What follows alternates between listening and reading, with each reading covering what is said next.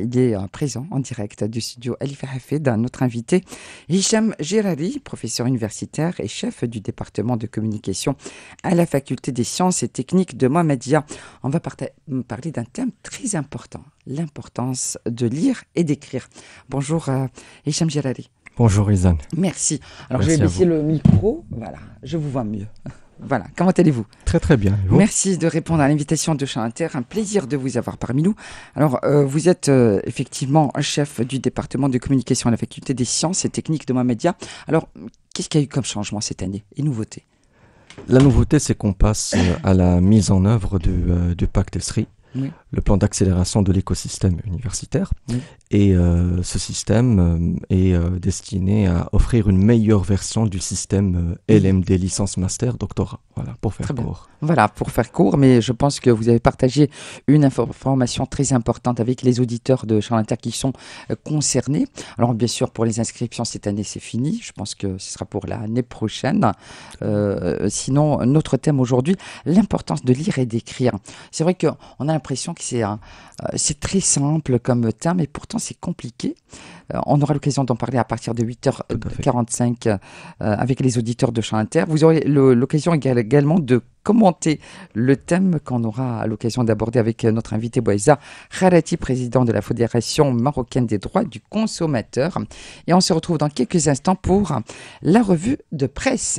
Une très belle journée à vous tous, une belle heure bien sûr, plein d'énergie et de bonne humeur qui commence maintenant. Ravi de vous accompagner et restez bien avec nous sur Champ Inter. L'importance de lire et d'écrire, c'est un thème qui est très important. C'est vrai que, comme on l'a dit hors antenne, Hicham Gerari, parfois on a tendance, quand on parle d'écriture et d'écrire et de lire, que c'est pour tout le monde. Alors, quelle est la situation déjà au Maroc ?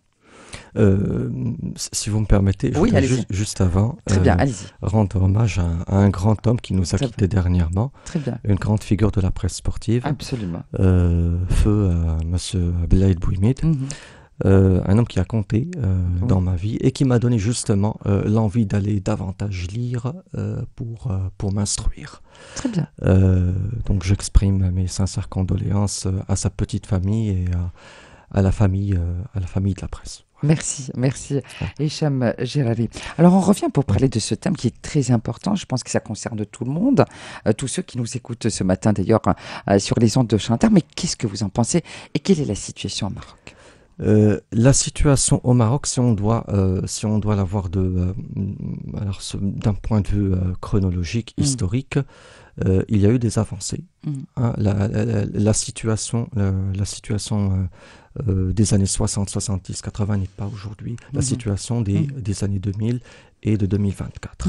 Il y a eu des avancées et si on doit aujourd'hui avoir un point de repère, si on consulte par exemple les résultats de l'enquête du PIRLS, on va constater quand même qu'on a atteint la 48e place dans la pratique de la lecture scolaire. On est quand même devant l'Égypte à la 49e place et l'Afrique du Sud à la 50e place. Très bien. Donc on avance, c'est ça ce que vous voulez. Nous avançons. Pourquoi nous avançons ? Parce que il y a d'abord une politique. Il y a une volonté aussi. Il y a une volonté. Il y a des accords.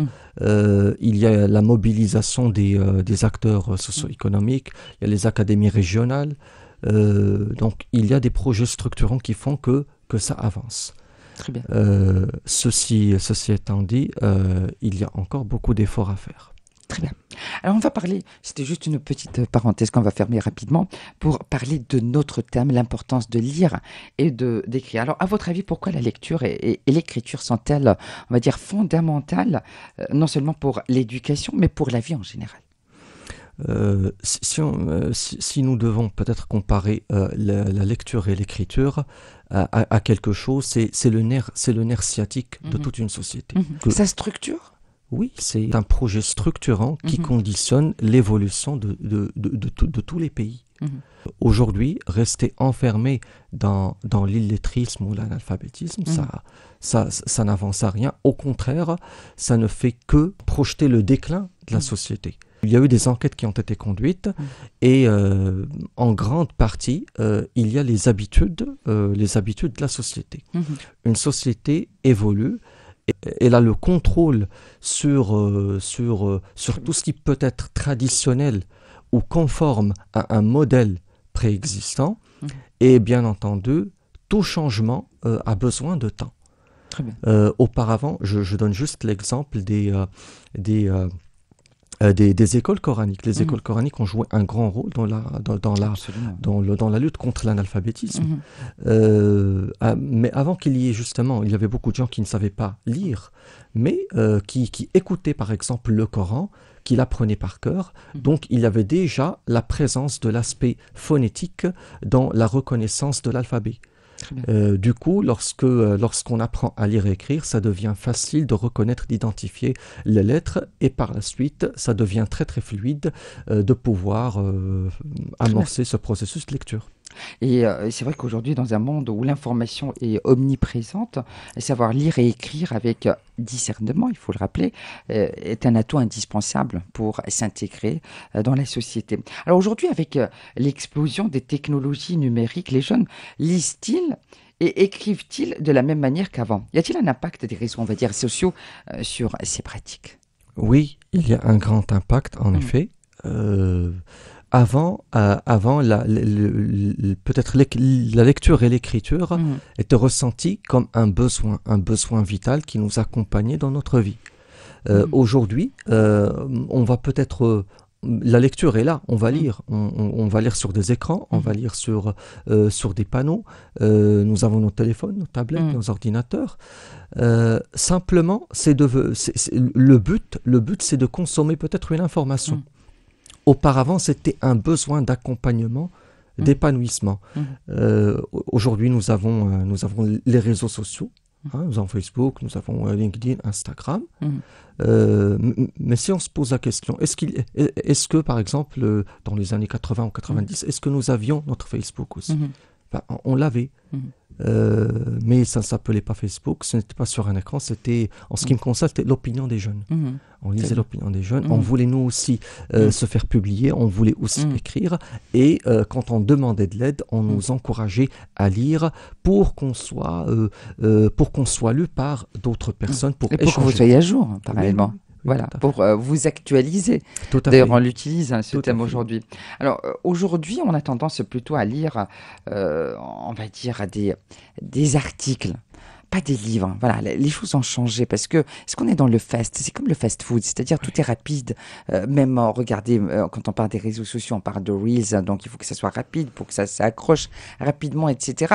Alors, même en parlant de ces jeunes aujourd'hui qui lisent, est-ce qu'ils ont cette capacité de lire tout un livre? Est-ce que c'est plus structurant de lire un livre que voilà, d'être sur sa tablette ou son téléphone et lire rapidement? Vous voyez, est-ce qu'il y a une différence? Il y a une différence à partir du moment où l'intention de lire entre en conflit avec ce qu'on veut faire de cette lecture et le nombre de choses qu'on voudrait faire tout au long de la journée. Auparavant, donc avant justement cet essor de la technologie, le rapport à la lecture, peut-être à l'écriture, était des rapports séquentiels. Je veux dire, on arrivait à planifier des activités et l'écriture et la lecture occupaient une place privilégiée. Aujourd'hui, nous avons les réseaux sociaux, nous avons beaucoup d'informations, on voudrait faire du montage vidéo, on voudrait écrire, clavarder. Du coup, la relation devient complexe et au moment où on pense écrire, en fait, on est en train de bavarder en utilisant un clavier. Et ce n'est pas la même chose. Parce qu'à ce moment-là, si on se pose la question, quel est le but d'écrire? Est-ce que c'est de passer un moment avec soi et de faire le point? Est-ce que d'essayer de faire le vide autour de soi, de se repositionner par rapport à un vécu? Ou alors, le but, c'est juste d'échanger dans l'immédiat, d'écrire à X ou à Y, de recevoir une information sans se poser de questions. Donc, il y a tout un processus cognitif derrière. Très bien. Alors, en 1 minute, s'il vous plaît. Alors, quel serait selon vous le rôle des parents dans l'encouragement de la lecture et de l'écriture chez leurs enfants? Très bien. Le rôle des parents, c'est le rôle le plus important dans la Donnez vie. l'exemple déjà. Oui. Donnez l'exemple déjà. Donnez l'exemple, oui. Ouais. On va dire, d'un point de vue académique, on peut se référer aux théories du développement humain, on peut se référer à la théorie de l'apprentissage social de Bandura. L'enfant apprend par l'imitation.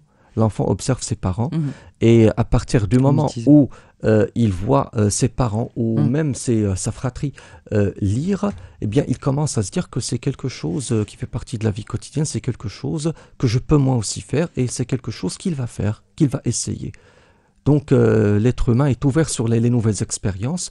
Pour un enfant qui apprend, c'est une nouvelle expérience et il va la faire à partir du moment où il va avoir un modèle. Très bien. Et on lui donne envie.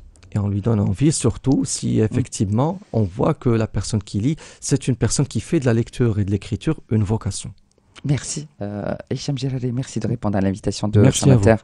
Je rappelle que vous êtes professeur Hicham Djerari, universitaire, prof universitaire et chef du département de communication à la faculté des sciences et techniques de Mohammedia.